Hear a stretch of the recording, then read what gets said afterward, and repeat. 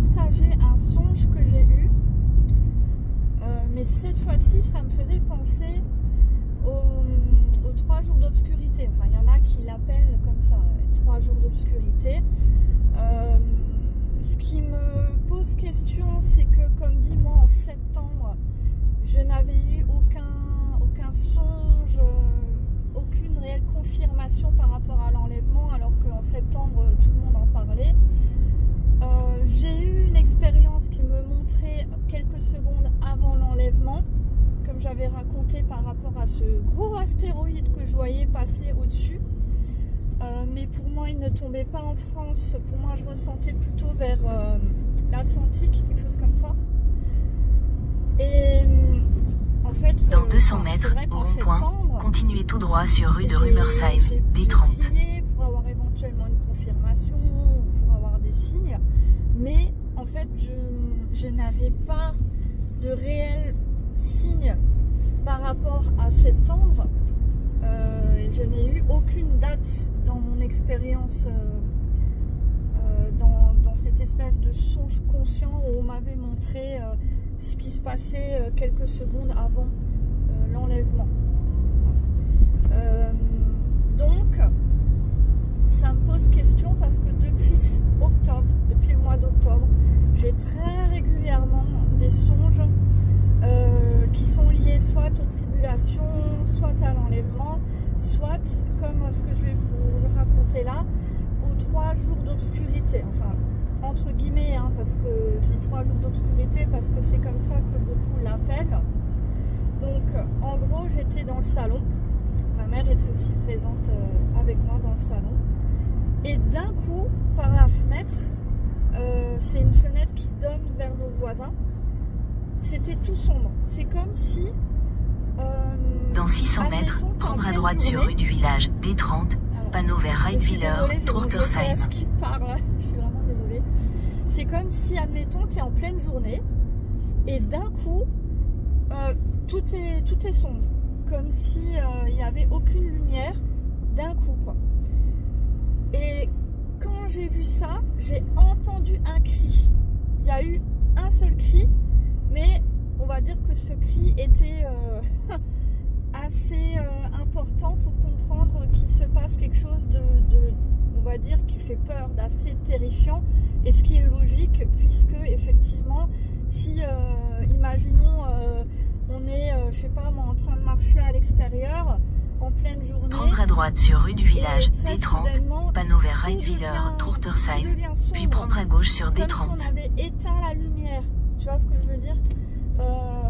Je pense qu'on serait une majorité à avoir prendre à gauche sur D30, panneau vers Reitwiller, Truttersheim. En fait. C'est clair et net. Hein.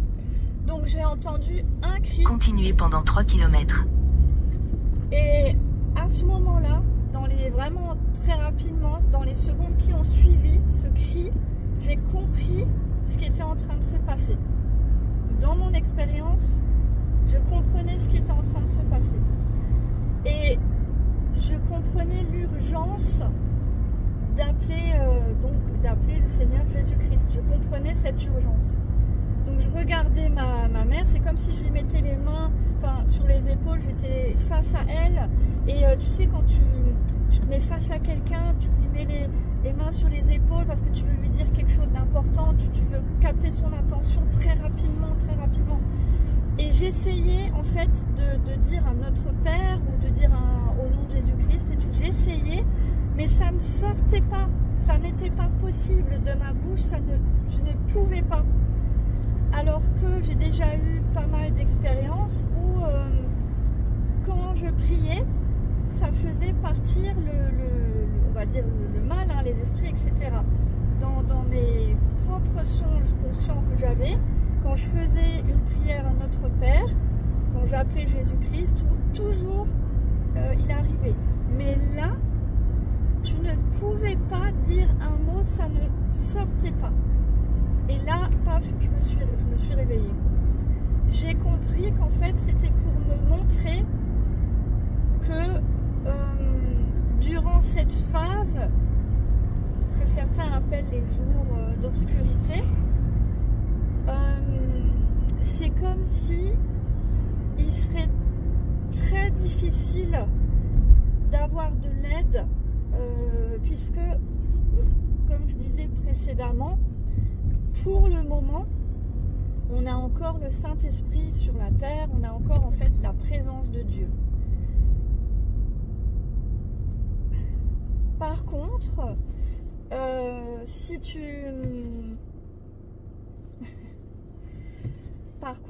si on enlève la présence de Dieu, et bien là, effectivement, tout s'éteint, tout est sombre, et on ne peut plus avoir l'aide de Dieu, en fait. Voilà, on ne peut plus avoir la main de Dieu qui vient nous retirer du mal si on en fait la demande. C'était vraiment pour me montrer que durant cette phase-là, je ne sais pas combien de temps ça va durer. Parce que dans 300 mètres, au rond-point, continuez tout droit sur rue de Molsheim, D30. Je ne sais pas quand ça arriverait. Encore une fois, je n'ai pas eu d'indication, je n'ai même pas eu d'indication de saison. Vous voyez ce que je veux dire? Je ne peux pas vous dire est-ce que dehors ça semblait être l'automne, honnêtement. Non, je ne peux pas dire ça. Mais par contre, vraiment, là on m'a fait ressentir la terreur. On m'a fait ressentir que à ce moment-là, on aura beau appeler à l'aide, ça ne marchera pas en fait. Et même les prières, durant ce laps de temps, moi j'ai vraiment eu le ressenti que le Saint-Esprit était parti pendant ce laps de temps. Alors après, il faudrait que, j'ai pas encore eu trop la possibilité de voir dans l'écriture. Il faudrait vérifier dans les écritures s'ils parlent de ça. Est-ce qu'ils indiquent par exemple que durant ces jours sombres, la main de Dieu serait enlevée de la terre, où le Saint-Esprit s'enlèverait pendant cette période-là? C'est à vérifier. Mais je sais que dans ce qu'on m'a montré et dans ce qu'on m'a fait ressentir, bah effectivement, durant cet événement, même si on essaye de prier, ça ne, comment dire, c'est comme si ça n'était pas suffisant.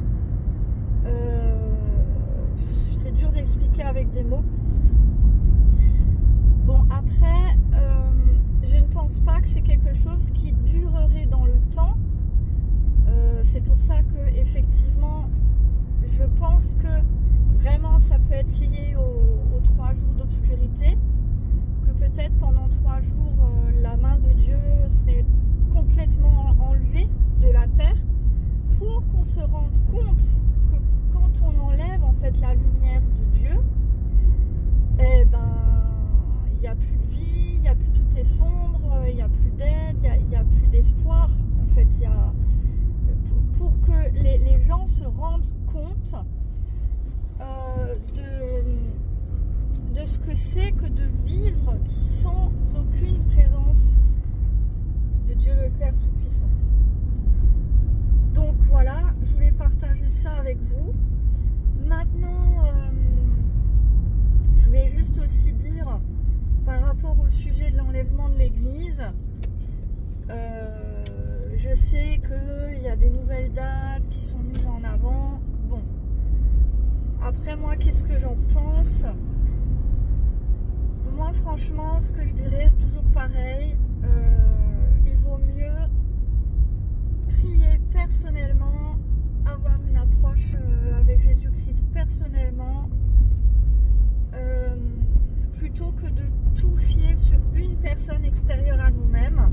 Ne vous fiez à personne, ni à moi non plus, hein. Ne vous fiez que à votre propre relation avec le Christ. Donc ça, de toute façon, je le répète, c'est la première chose. Alors, ce que je pense de regarder des dates potentielles et tout, je pense que si ça ne trouble pas votre foi, votre morale, pourquoi pas? Je pense que il n'y a rien de mal à à se réjouir à comment dire, des moments potentiels qui seraient peut-être plus forts dans la possibilité de l'enlèvement de l'Église. Bon, je sais qu'il y en a qui font des calculs assez complexes par rapport au sujet de l'enlèvement. Bon, c'est vrai que moi, je n'ai pas cette connaissance-là des nombres, même par rapport aux écrits, tout ça. Bon, on est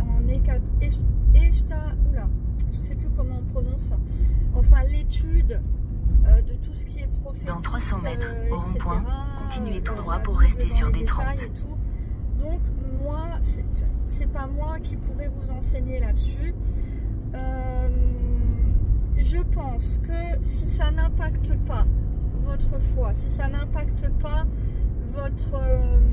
vos émotions, votre psychologie, je pense que pourquoi pas, si c'est dans la joie, si c'est pour s'enthousiasmer. Dans 200 mètres, au rond-point, continuez tout droit pour rester sur D30. Il n'y a rien de mal à ça, du moment que vous ne mettez pas votre foi en un humain et que vous gardez votre foi en Jésus-Christ et pas dans un homme. Vous voyez ce que je veux dire? Il ne faudrait pas tomber dans une secte ou mettre vos espoirs dans la parole d'un humain. Donc, du moment que vous arrivez à faire la part des choses et que ce sujet vous intéresse, pourquoi pas faire des recherches là-dessus? Dans 600 mètres, au rond-point, prendre la troisième sortie et continuer sur D30 en direction de Quatzenheim, Furdenheim. À certaines dates, pourquoi pas? En fait, en soi, il n'y a rien de mal à ça. Par contre, là où ça pourrait devenir problématique, c'est si ça impacte votre morale, si vous êtes trop déçu, si du coup ça vous donne si ça vous déprime ou etc. Là par contre, il vaut mieux arrêter complètement de regarder pour une date. Au rond-point, prendre D30. Et tout simplement juste continuer sur D30 pendant 3 km. Voilà, franchement c'est ce que j'aurais à dire. Maintenant, est-ce que moi personnellement je crois que ça peut encore arriver en octobre? Alors moi je pense que nous sommes dans une saison qui est particulière. Je le ressens. Après, il suffit d'observer aussi ce qui se passe dans le monde, tout simplement, au niveau géopolitique, au niveau des guerres, etc. On voit bien qu'il y a des événements et des signes qu'on retrouve dans la Bible, hein, parce que la Bible nous indique des signes à observer. Donc, on voit qu'il y a des signes qui sont en train de se produire. Donc je pense que notre génération va sûrement expérimenter ça. C'est vrai que j'ai quand même une intime conviction que notre génération va expérimenter l'enlèvement et les tribulations. C'est vrai aussi que curieusement depuis octobre, j'ai pas mal de songes à ce sujet-là. Maintenant, je n'ai pas reçu de date, je n'ai pas reçu de saison dans mes songes en tant que tel, mais cependant, c'est vrai que dans un songe, on m'a quand même montré des dates qui correspondent à juste avant la Seconde Guerre mondiale en Europe, donc plus aussi le cheval roux, le cheval de la guerre. Donc il y a certainement des événements qui sont sur le point de se produire, et si c'est effectivement une grande guerre, dans ce cas-là, l'enlèvement devrait devrait pas tarder à arriver pour ceux qui croient à l'enlèvement pré-tribulation, c'est-à-dire que l'enlèvement se passe avant les tribulations.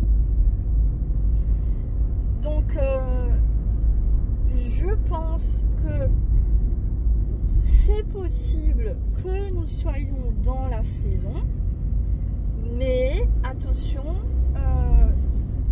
je n'ai pas de confirmation et d'ailleurs c'est pas plus mal. Et finalement... dans 300 mètres, prendre à droite sur rue de Fessenheim, D228. Parfois c'est pas plus mal de ne pas... Enfin, c'est vrai que parfois j'ai le chiffre 11, etc. qui s'affiche. D'un coup, on me fait voir ce nombre-là. Voilà, il y a des choses comme ça, mais je ne peux pas affirmer. En fait, je ne peux rien affirmer. Tournez à droite sur rue de Fessenheim, D228. Panneau vers Fessenheim-le-Bas, Vilgotheim. Je ressens que les signes sont là par rapport à des grands événements. Ça, oui, j'en suis convaincue. Maintenant, est-ce que l'enlèvement va se passer? Je ne sais pas. Je ne pense pas qu'il soit bon d'affirmer quelque chose comme ça, surtout quand au final on n'a même pas eu de confirmation personnellement par rapport à une date, vous voyez. Donc, est-ce que je ressens qu'il y a des événements particuliers qui arrivent? Oui. Continuez sur D228 pendant 1 km. Est-ce que je pense que du coup ça peut annoncer un enlèvement? Je dirais que c'est possible, mais je ne l'affirmerai pas. Je ne peux pas l'affirmer. Et de toute façon, qui peut réellement l'affirmer? Alors, je sais qu'il y a plusieurs avis là-dessus, il y a plusieurs opinions. Je sais que par rapport à ce qui est dit dans la Bible, quand ils disent nul ne sait, même Jésus-Christ lui-même, enfin, il y a le fameux idiome dans la Bible qui dans 600 mètres, tournez à droite. Parce que certains disent qu'en fait, c'était ce message-là, il était pour les Juifs à l'époque et il n'était pas destiné à nous actuellement. Il y a d'autres personnes qui disent qu'en fait, c'est une expression, enfin, c'est un idiome qui signifie la fête des trompettes. Il y a d'autres personnes encore qui prennent ça de manière littérale. Dans 300 mètres, tournez complètement à droite. Mon GPS, il me fait n'importe quoi. Il allait me faire prendre. Tournez complètement à droite. En plein dans les champs, quoi. Donc là, c'est quand même abusé. Ouais, un chemin dans les champs. Donc là, dans 600 mètres, au rond-point, prendre la 4e sortie et continuer sur D228. Ouais, je ne sais pas comment je vais faire. Parce qu'en fait, je voulais visiter une chapelle. Cette chapelle, elle se trouve entourée par les champs. Et là, le chemin qu'ils voulaient me faire prendre, c'est juste pas possible. Je n'ai pas un 4x4, donc ça va pas le faire. Voilà. Mais en gros, oui, c'est toujours possible.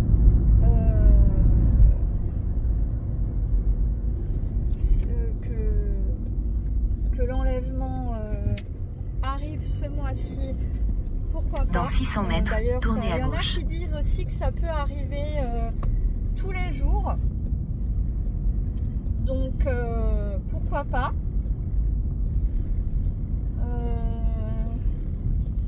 Maintenant,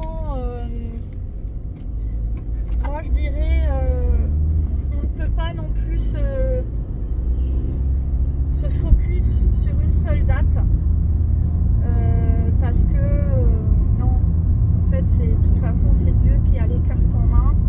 Donc, je termine. Oh, pardon, j'arrive plus à parler. Je terminerai aujourd'hui par dire que. Tournez à gauche. Alors, juste un petit instant par contre, parce que là, le chemin qui me fait prendre, c'est. Oh merde! Dans 400 mètres, votre destination se trouvera sur la gauche. Alors, juste un instant, parce que là, c'est un chemin très serré. Voilà, j'ai laissé passer le monsieur.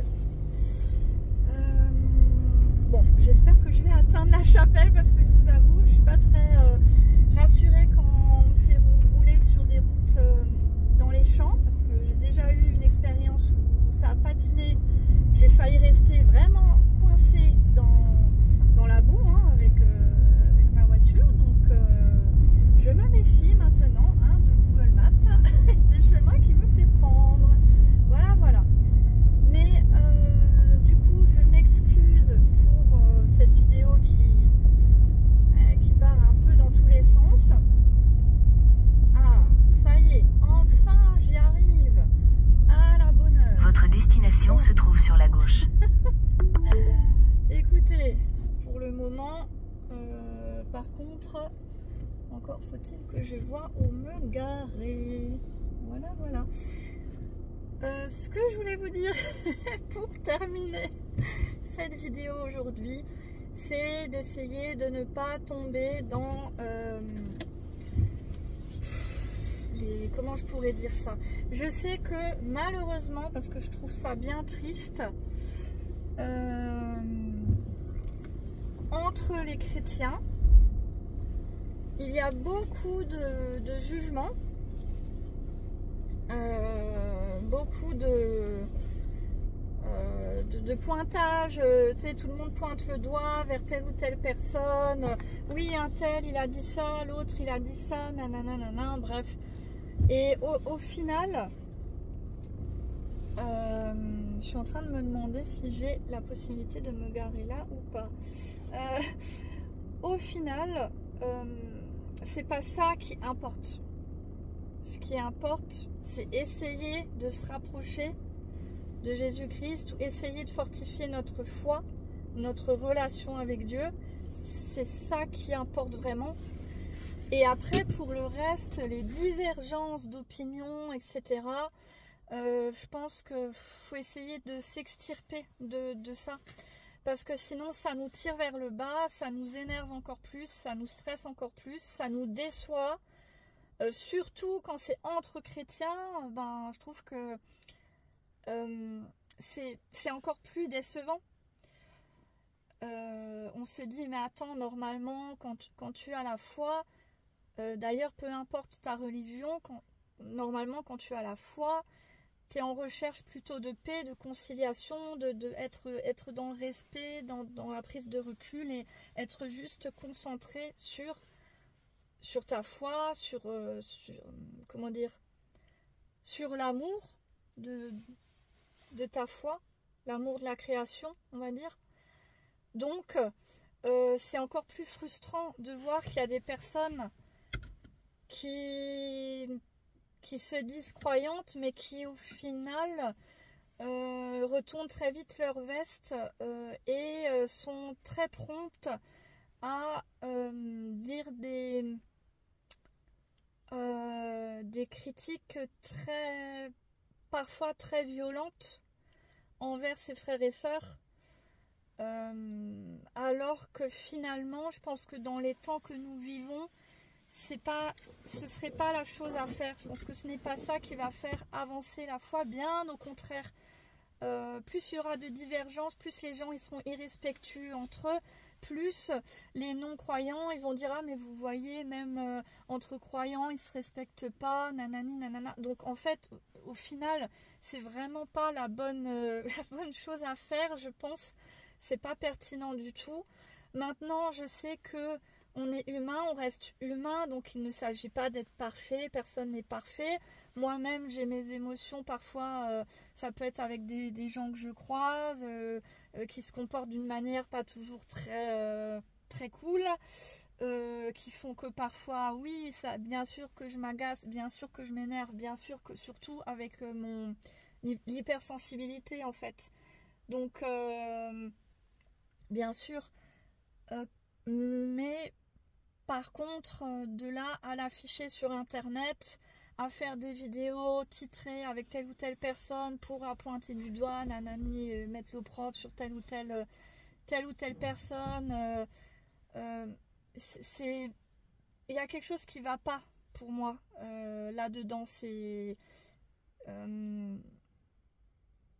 ça va trop loin.